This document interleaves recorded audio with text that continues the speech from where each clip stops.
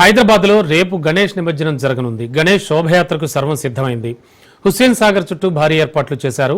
50,000 విగ్రహాలు నిమజ్జనానికి వస్తాయంటూ అధికారులు అంచనా వేస్తున్నారు. ఇక రేపు ఉదయం 6 గంటల నుంచి ఎల్లుండి ఉదయం 6 గంటల వరకు ఆంక్షలు విధించారు. నిమజ్జనానికి 30,000 మంది పోలీసులతో బందోబస్తు ఏర్పాటు చేశారు. రేపు ఉదయం ఖైరతాబాద్ గణేష్ శోభయాత్ర ప్రారంభమవుతుంది. రేపు మధ్యాహ్నం వరకు కూడా నిమజ్జనం పూర్తవుతుంది. అయితే ఇవాళ ఖైరతాబాద్ గణపతిని సీఎం రేవంత్ రెడ్డి దర్శించుకోనున్నారు.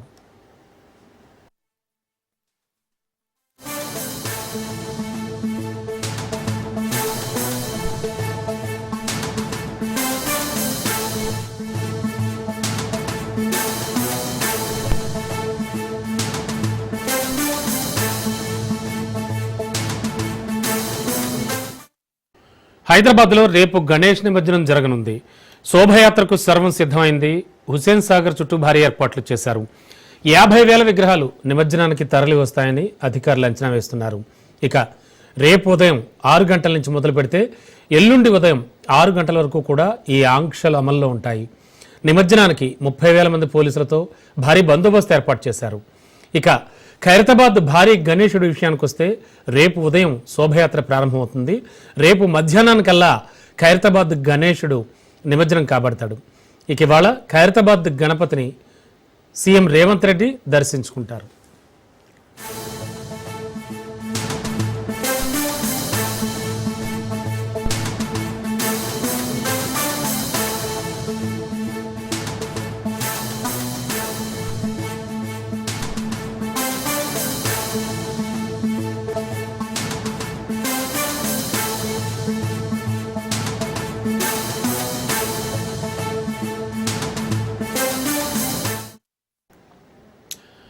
హైదరాబాద్లో అట్టహాసంగా రేపు గణేష్ నిమజ్జనం జరగనుంది. గణేష్ శోభయాత్రకు సర్వం సిద్ధమైంది. హుస్సేన్ సాగర్ చుట్టూ భారీ ఏర్పాట్లు చేశారు. 50,000 విగ్రహాలు నిమజ్జనానికి తరలి వస్తాయని అధికారులు అంచనా.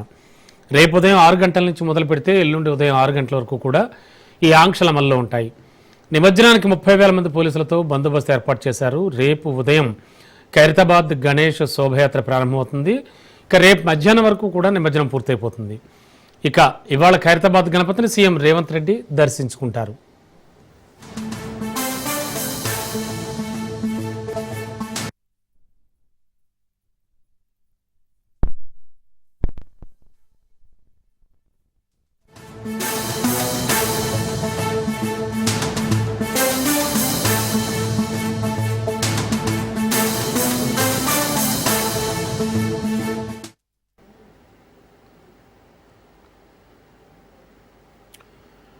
నేడు విశాఖ విజయవాడలో ఏపీ సీఎం చంద్రబాబు పర్యటన ఉండనుంది. బ్రేకింగ్లో చూస్తున్నాం. విశాఖలో ఇంటర్నేషనల్ మీడియేషన్ కాన్ఫరెన్స్కు హాజరవుతారు. సాయంత్రం విజయవాడకు వెళతారు సీఎం చంద్రబాబు. ఉపాధ్యాయ దినోత్సవ వేడుకల్లో పాల్గొంటారు. ఉత్తమ ఉపాధ్యాయులకు అవార్డులు ప్రదానం చేస్తారు.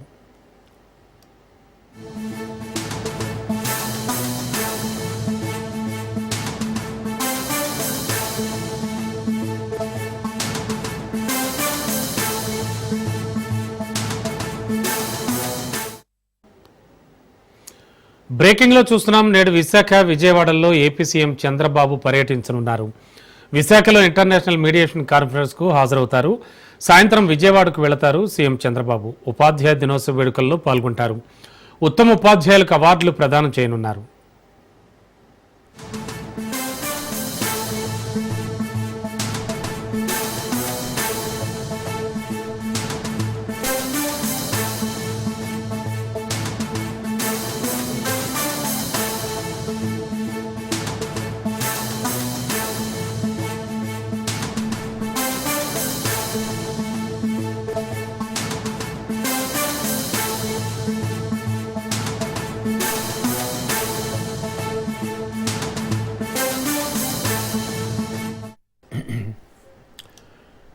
బ్రేకింగ్లో చూస్తున్నాం. నేడు విశాఖ విజయవాడలో ఏపీ సీఎం చంద్రబాబు పర్యటన ఉంటుంది. విశాఖలో ఇంటర్నేషనల్ మీడియేషన్ కాన్ఫరెన్స్కి హాజరవుతారు. సాయంత్రం విజయవాడకు వస్తారు సీఎం చంద్రబాబు. ఉపాధ్యాయ దినోత్సవ వేడుకల్లో పాల్గొంటారు.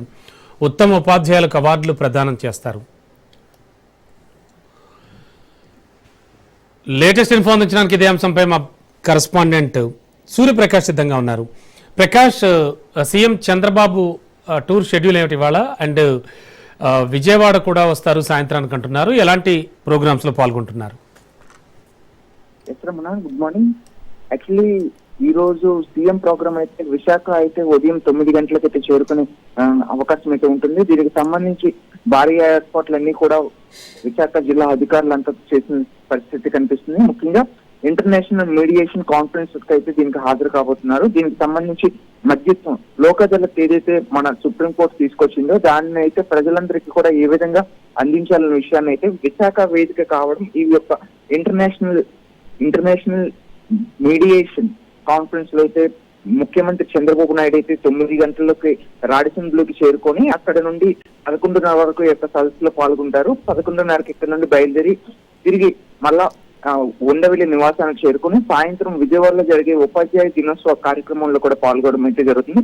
మరీ ముఖ్యంగా మీడియేషన్ అనే ఈ యొక్క కాన్ఫరెన్స్ ఏదైతే ఉందో దీనికి సంబంధించి మధ్యత్వం వహించి ప్రజల మధ్య ఎటువంటి తగాదాలు లేకుండా మధ్యత్వంతోనే ఈ కేసులు అత్యధికంగా ఎక్కువ రోజులు కోర్టుల్లో కానీ పోలీస్ స్టేషన్ లో కానీ ఎక్కువ రోజులు ఉండకుండా వాటిని ఏ విధంగా అయితే పరిష్కరించుకోవాలనే ఉద్దేశంతో అయితే ఈ యొక్క మీడియేషన్ కాన్ఫరెన్స్ అనేది నిర్వహిస్తున్నారు. దీనికి సంబంధించి సుప్రీంకోర్టు న్యాయవాదులతో పాటు న్యాయమూర్తులతో పాటు అలానే హైకోర్టు, తెలంగాణ, ఆంధ్రప్రదేశ్, ఒడిశా పరిసర ప్రాంతాల్లో పరిసర రాష్ట్రాల నుండి కూడా చాలా మంది ఇక్కడికి హాజరైన పరిస్థితి కనిపిస్తుంది. ఇదే విధంగా ఇంటర్నేషనల్ పరిధిలో కావచ్చు, యూకే నుండి కూడా దీనికి సంబంధించి న్యాయమూర్తులు అయితే హాజరైన పరిస్థితి ఉంది. దీనికి సంబంధించి కట్టుదిట్టమైన భద్రతా ఏర్పాట్లు కూడా రాడిసన్ బ్లూ పరిసర ప్రాంతాల మొత్తాన్ని కూడా చేసి ప్రజలను ఆ పరిసర ప్రాంతాలకి ఎవరిని వెళ్లకుండా ప్రస్తుతం ఈ రోజు మధ్యాహ్నం 1 గంట వరకు కూడా ఆ ప్రాంతాన్ని అంతా కూడాను పోలీసులు వారి యొక్క అదుపులోకి తీసుకున్న పరిస్థితి కనిపిస్తుంది.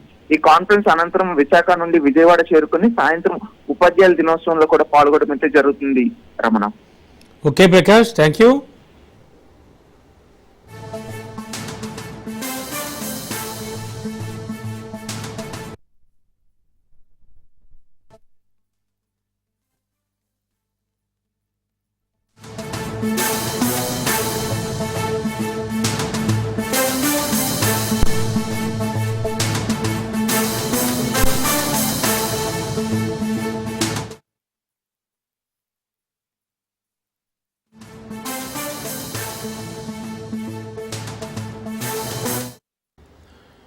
ఇవాళ ఢిల్లీలో మంత్రి నారా లోకేష్ పర్యటించనున్నారు. బ్రేకింగ్ లో చూస్తున్నాం, ప్రధాని మోడీతో ఆయన భేటీ అవుతారు. అలాగే పలువురు కేంద్ర మంత్రులను కూడా కలిసే ఛాన్స్ ఉంది లోకేష్. ఇక పోలవరం, అమరావతి పురోగతిని గురించి వివరించే అవకాశం కూడా కనబడుతోంది.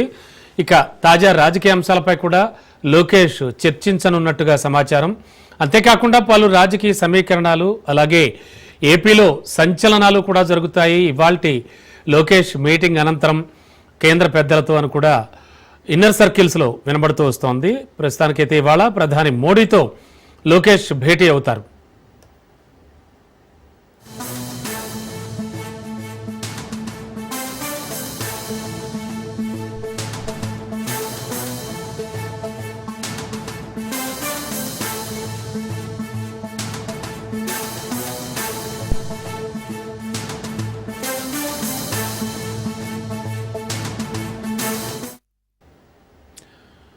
ఢిల్లీలో మంత్రి నారా లోకేష్ ఇవాళ పర్యటించనున్నారు. బ్రేకింగ్ లో చూస్తున్నాం, ప్రధాని మోడీతో ఆయన భేటీ అవుతారు. అంతేకాకుండా పలువురు కేంద్ర మంత్రులను కూడా కలిసే ఛాన్స్ ఉంది. ముఖ్యంగా పోలవరం, అమరావతి పురోగతిని గురించి వివరించే అవకాశం కూడా ఉంది. అలాగే తాజా రాజకీయ అంశాలు మరింత చర్చనీయాంశం అయ్యేటువంటి సెన్సేషనల్ ఇష్యూస్ కూడా జరగబోతున్నాయి ఇవాళ లోకేష్ మీటింగ్ అనంతరం అని ఇన్నర్ సర్కిల్స్లో కూడా కొన్ని వినబడుతూ ఉన్నాయి. మొత్తానికి ఇవాళైతే మాత్రం ప్రధాని మోడీని కలవనున్నారు. ఆయనతో పాటు కొంతమంది కేంద్ర మంత్రులు కూడా కలుస్తారు మంత్రి నారా లోకేష్.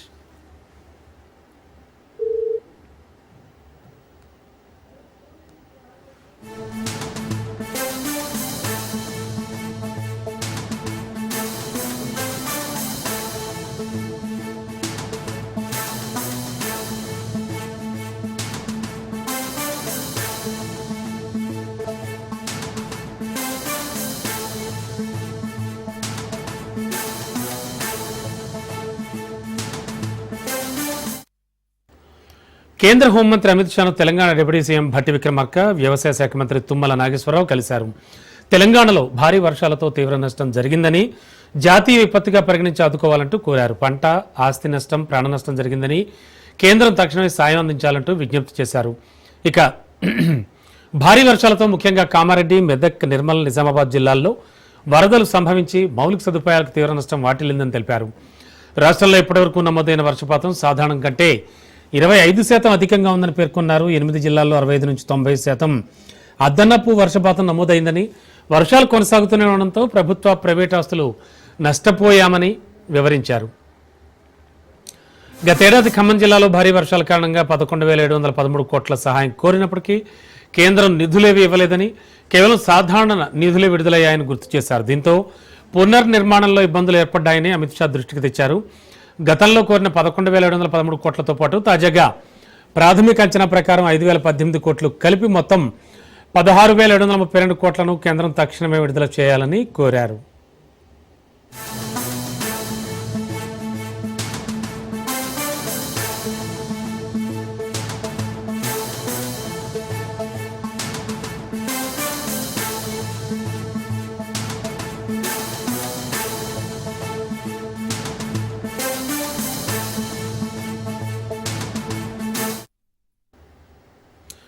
కామారెడ్డి జిల్లాలో వరద ప్రభావిత ప్రాంతాల్లో CM Revanth Reddy aerial survey నిర్వహించారు. వరదల కారణంగా ఎంత నష్టం జరిగింది, ఎన్ని నిధులు అవసరమో నివేదిక ఇవ్వాలంటూ అధికారులను సీఎం రేవంత్ ఆదేశించారు. మరమ్మతులు, నిర్మాణాలు తాత్కాలికంగా కాకుండా శాశ్వత ప్రాతిపదికన చేపట్టాలని సూచించారు. ప్రభుత్వ శాఖల మధ్య సమన్వయం ఉంటేనే వరద నష్టాలను తగ్గించగలమని ముఖ్యమంత్రి అన్నారు. ఎవరికి వారు ఉంటామంటే క్రైసిస్ మేనేజ్మెంట్ చేయలేమని ఆయన స్పష్టం చేశారు. ఇక ఎరువుల పంపిణీలో సమన్వయ లోపం వల్లే సమస్యలు వస్తున్నాయన్నారు.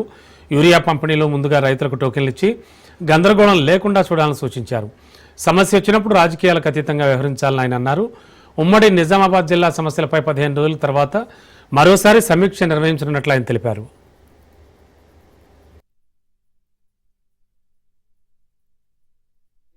సమస్యలు ముఖ్యంగా ఈ వరదల సమయంలో, ఈ వర్షాల సమయంలో జరిగిన డ్యామేజ్ ఏమేమి రిపేర్లు చేయాలి, ఏమేమి నిధులు మంజూరు చేయాలి, వీటన్నిటికీ సంబంధించి ప్రభుత్వం ఈ ప్రాంతానికి సానుకూలంగా స్పందించి నిధులు వేగంగా విడుదల చేస్తాం. ప్రణాళికబద్ధంగా అంచనాలు తయారు చేయండి. అందాజ మీద చేయడము, టెంపరీ కోసం, టెంపరీ అనేది ఫ్లడ్స్ వచ్చినప్పుడు అడ్రస్ చేసేది, మీరు తర్వాత చేసుకునేదంతా కూడా పర్మనెంట్గా. చివరిగా నా సూచన, కేంద్ర ప్రభుత్వం నుంచి ఎంత వస్తే అంత నిధులు రాబట్టుకోవాలి. మీరు అసెస్మెంట్స్, బిల్ రికార్డ్ చేసేటప్పుడు 2 రకాలుగా చేయాల్సి వస్తే, ఈ క్లరికల్ జాబ్, ఈ లెబోరియస్ జాబ్ మేము చేయలేమని మొత్తం స్టేట్ గవర్నమెంట్ దాంట్లోనే రికార్డులు చేస్తున్నారు, ముఖ్యంగా పనులు చేసేటప్పుడు. నేను స్పష్టంగా చెప్తున్నా, కేంద్ర ప్రభుత్వం నుంచి ఎంత తీసుకోవడానికి అర్హత ఉందో మీరు అంత అమౌంట్ అందులో రికార్డ్ చేయండి. మిగతాది స్టేట్ గవర్నమెంట్ ఇచ్చినట్టుగా బిల్ రికార్డ్ చేయండి. ఇది కొంచెం ఒక ఎక్స్ట్రా అవర్ పని చేయాలి బిల్ రికార్డ్ చేసేటప్పుడు. మంజూరు చేసేటప్పుడు కూడా మీరు ఆ ఫార్మేట్ తీసుకోండి, బిల్ రికార్డ్ చేసేటప్పుడు కూడా ఆ ఫార్మేట్ తీసుకోండి. కీలకమైన సమస్యలు ముఖ్యంగా ఈ వరదల సమయం. కవిత ఇష్యూపై బీజేపీ చీఫ్ రామచంద్రరావు స్పందించారు. కవితది కుటుంబ పంచాయతీ అని కొట్టిపారేశారు. కవిత విషయాన్ని సీరియస్ గా తీసుకోవాల్సిన అవసరం తమకు లేదన్నారు. కవితను బీజేపీలో చేర్చుకోమన్నారు. ఏ అవినీతి పరులకైనా సరే మా పార్టీలో స్థానం లేదు. అది కవిత గాని, బబిత గాని. ఇప్పుడు ఆమె గురించి నేను మాట్లాడే అవసరం లేదు. నేను స్టేట్ ప్రెసిడెంట్ ని, నేను చెప్పిన వాళ్ళ కుటుంబంలో గొడవ నడుస్తుంది, అంతేగాని ఆమె చెప్పిన స్టేట్మెంట్ లో మీరు రియాక్షన్ అవుతుంటే పెద్ద రియాక్షన్ అంత నాకైతే నేనైతే రియాక్ట్ కావాల్సిన అవసరం లేదు. అవన్నీ ఎలిగేషన్ చాలా మంది చేస్తుంటారు, పెద్ద మీరు కూడా సీరియస్ తీసుకోకండి. అది బీఆర్ఎస్ నుంచి సీనియర్ నేతలంతా బయటికి రావడానికి హరీష్ రావు, సంతోష్ రావులు కారణం కాదని చేవెళ్ల ఎంపీ కొండా విశ్వేశ్వరరెడ్డి అన్నారు. కాళేశ్వరం కుంగుబాటులో హరీష్ రావు పాత్ర ఏం లేదన్నారు. కవితను బీఆర్ఎస్ నుంచి ఇప్పుడేం సస్పెండ్ చేయలేదని, 6 ఏళ్ల క్రితమే పార్టీ నుంచి ఆమెను పక్కకు తప్పించారన్నారు. ఇక ప్రాణహిత చేవెళ్ల ద్వారా చేవెళ్లకు నీళ్లిస్తే ఎకరాకు 2 లక్షలు ఖర్చు అవుతుందన్నారు. దానికంటే రైతులకే నేరుగా 2 లక్షలు ఆర్థిక సాయం చేస్తే మేలు జరుగుతుందన్నారు. సిబిఐకి కేవలం మేడిగడ్డ బ్యారేజ్ విచారణ ఇవ్వడం కాదని, కాళేశ్వరం ప్రాజెక్టుపై సంపూర్ణ విచారణ సిబిఐకి అప్పగించాలని చేవెళ్ల ఎంపీ కొండా విశ్వేశ్వరరెడ్డి డిమాండ్ చేశారు. టీఆర్ఎస్ పార్టీ బయటికి వచ్చే కారణము హరీష్ రావు కాదు, సంతోష్ కాదు, కవిత కూడా కాదు. తండ్రి కొడుకులు బాబ్బేట అహంకారం నెత్తికొచ్చింది. 2 చేతులతోటి తినుడు మొదలు పెట్టిండ్రు. ఆంధ్రోళ్ళు దొంగలు, మన తెలంగాణను దోసుకునేటోళ్ళు ఇప్పుడు వాళ్ళందరికంటే ఎక్కువ దోసుకునేది తండ్రి కొడుకులు. కాళేశ్వరం అంటే కుంభకోణాలు చేసిండ్రు, దానివల్లనే నేను బయటకు వచ్చిన. హరీష్ రావుకి ఏం పవర్ ఉండే చెప్పు? ఉండేనా? సంతోష్కుండేనా పవర్? లాస్ట్ కవితకు కూడా లేకుండే. ఎవరైనా బయటికి పోయే కారణం ఉంటే తండ్రి కొడుకుల వల్లనే. నాకు తెలిసినంత వరకు అందరూ బయటికి పోయింది తండ్రి కొడుకుల వల్లనే. మీరు అందరూ అనుకుంటారు కవితను మొన్న సస్పెండ్ చేసి మొన్న బయటికి వెళ్ళగొట్టిండ్రు. మొన్న కాదు బయటికి వెళ్ళగొట్టింది, ఎప్పుడో 6 ఏళ్ల కింద బయటికి వెళ్ళగొట్టిండ్రు.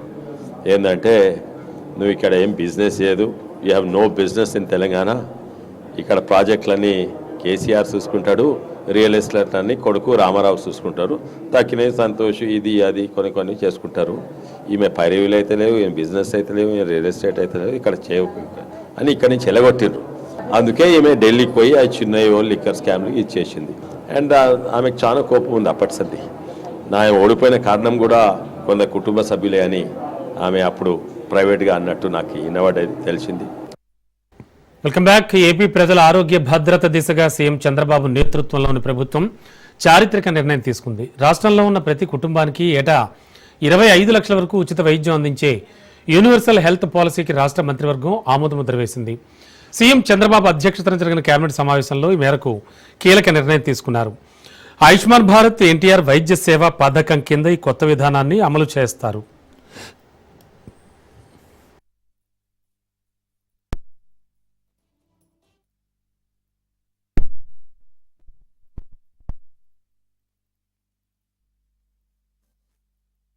దాదాపు 5 కోట్ల మందికి పైబడి వైద్య సేవలు అందించబడతాయి. 2 లక్షల నుంచి 2.5 లక్షల నుంచి 25 లక్షల వరకు కూడా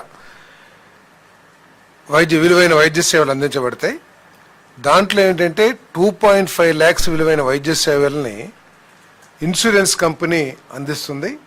2.5 లక్షల నుంచి 25 లక్షలు విలువ చేసే వైద్య సేవల్ని డాక్టర్ ఎన్టీఆర్ ట్రస్ట్ ఏదైతే ఉందో ఆ ట్రస్ట్ ద్వారా సేవలు అందించబడతాయని చెప్పేసి మనం చేస్తాను. గత ప్రభుత్వంలో ఈ సర్వీసెస్ ఏదైతే ఆరోగ్యశ్రీ అనే పథకం కింద చేసేవాళ్ళో వాళ్ళు కేవలం 4,30,00,000 మందికి మాత్రమే ఈ వైద్య సేవల్ని అందించడం జరిగేది. అప్పుడు నాకు తెలిసి సబ్జెక్టు కరెక్షన్ కేవలం 5 లక్షలు మాత్రమే వైద్య సేవలు విలువైన వైద్య సేవలు అందించేవాళ్ళు అనుకుంటాను.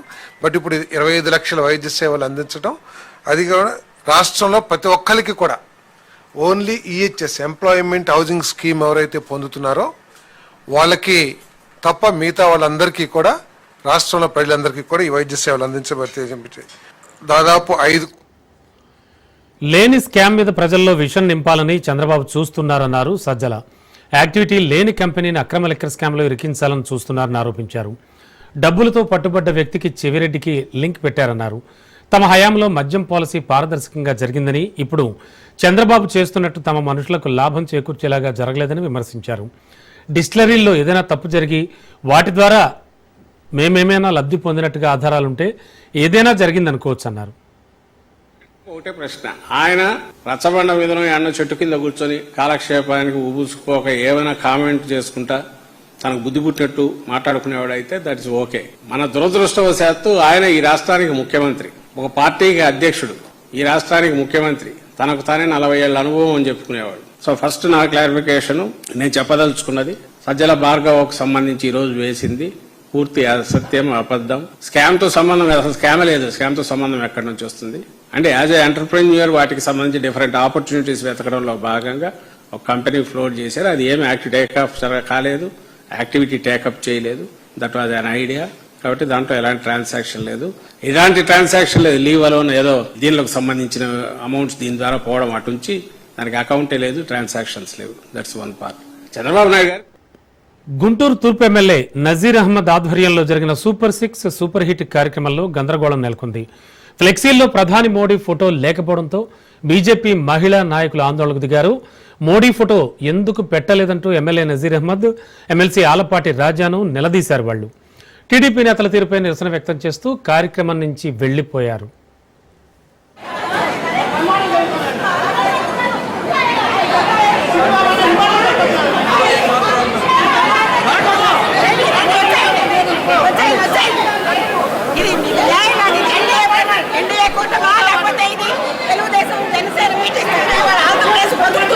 అలాంటి ఫోటో లేకుండా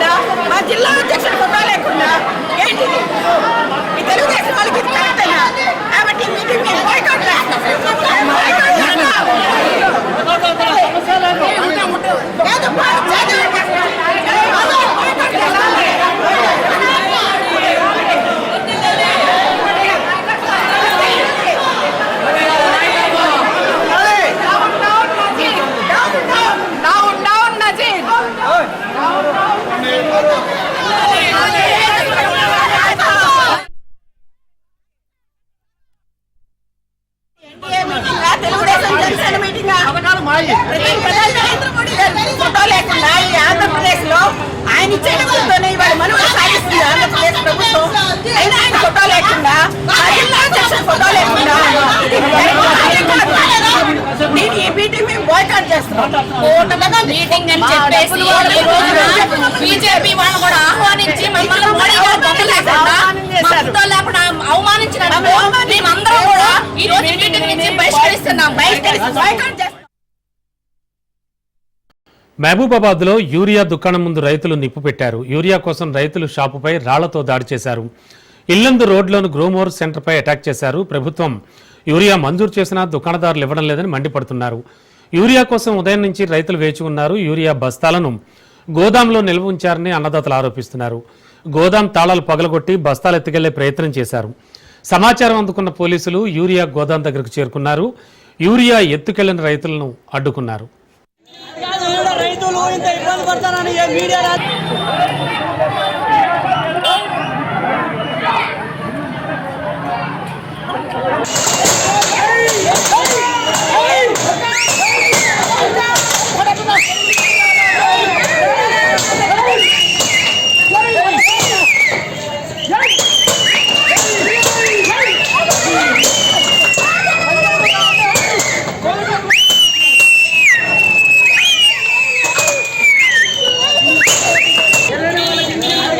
రైతులు ఇంత ఇబ్బంది పడతారని మీడియా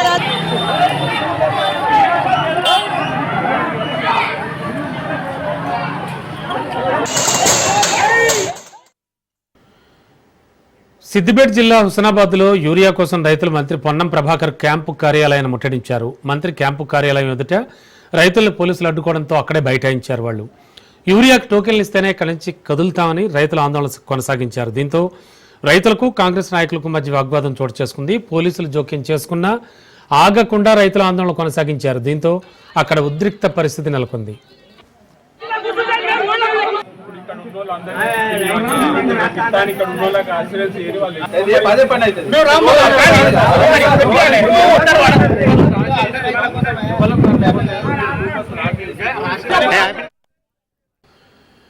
కేంద్ర ప్రభుత్వం శ్రీకారం చుట్టిన జీఎస్టీ సంస్కరణలపై ప్రధాని మోడీ కీలక వ్యాఖ్యలు చేశారు. జీఎస్టీ సంస్కరణలతో దేశ ప్రజలకు దీపావళి గిఫ్ట్ ఇచ్చామన్నారు. దీంతో దీపావళికి ముందే దేశ ప్రజల్లో ఆనందం వెల్లివిరిసిందన్నారు. దేశాన్ని స్వావలంబన దిశగా మార్చడానికి తదుపరి తరం సంస్కరణలు అవసరమని భావించామని, అందుకే జీఎస్టీ పన్ను విధానంలో చారిత్రక మార్పులకు శ్రీకారం చుట్టామని తెలిపారు. కొత్త సంస్కరణల వల్ల ఆత్మనిర్భర్ భారత్ లక్ష్యం మరింత ముందే సాకారం అవుతుందని ధీమా వ్యక్తం చేశారు.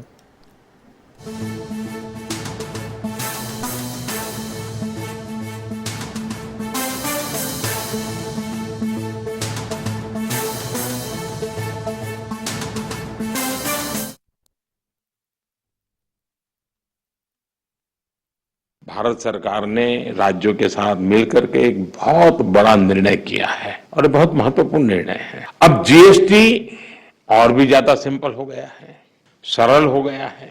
जीएसटी के मुख्यतः दो ही रेट रह गए हैं, 5% और 18%, 5% और 18%। और 22 सितंबर सोमवार जब नवरात्र का पहला दिन है और ये सारी चीजों का मातृशक्ति को संबंध तो बहुत ही रहता है, और इसलिए नवरात्रि के इस प्रथम दिवस पर जीएसटी का जो एक रिफॉर्म वर्जन है, नेक्स्ट जनरेशन रिफॉर्म किया हुआ, वो लागू हो जाएगा। यानी नवरात्रि से ही देश के करोड़ों परिवार की जो जरूरतें हैं वो और अधिक सस्ती मिलनी शुरू हो जाएगी। इस बार धनतेरस की रौनक भी और ज्यादा रहेगी, क्योंकि दर्जनों चीजों पर टैक्स अब बहुत ही कम हो गया है। साथियों, 8 वर्ष पहले जब जीएसटी लागू हुआ तो कई दशकों का सपना साकार हुआ था। तो ये चर्चा कोई मोदी प्रधानमंत्री बना उसके बाद नहीं हुई, उसके पहले भी हो रही थी, काम नहीं होता था चर्चा।